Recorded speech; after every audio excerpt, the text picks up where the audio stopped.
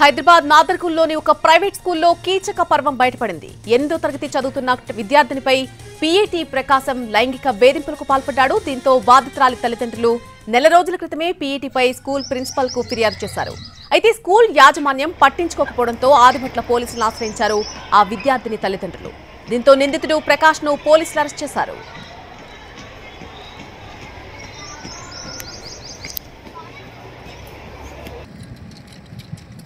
నాదర్గుల్లో ఉన్నటువంటి ఢిల్లీ పబ్లిక్ స్కూల్లో అరాచక కార్యక్రమాలు ఎక్కువ అవుతున్నాయి. అన్ట్రైన్డ్ ఉద్యోగులు ఉండటం వల్ల వాళ్ళు విద్యార్థులను వేధించడం జరుగుతుంది. ఒక పీఈటీ ఒక 13 ఏళ్ల బాలిక మీద వేధించడం జరిగింది. ఇటు విషయమై ఆ బాలిక వెళ్ళి తల్లిదండ్రులకు చెప్పడం వల్ల తల్లిదండ్రులు వచ్చేసి పోలీస్ స్టేషన్లో కూడా కేసు ఫైల్ చేయడమే. ఇటు విషయంలో ఆ పీఈటీ దాని మీద మేనేజ్మెంట్కి చెప్పిన మేనేజ్మెంట్ ఎటువంటి చర్యలు తీసుకోలేదు.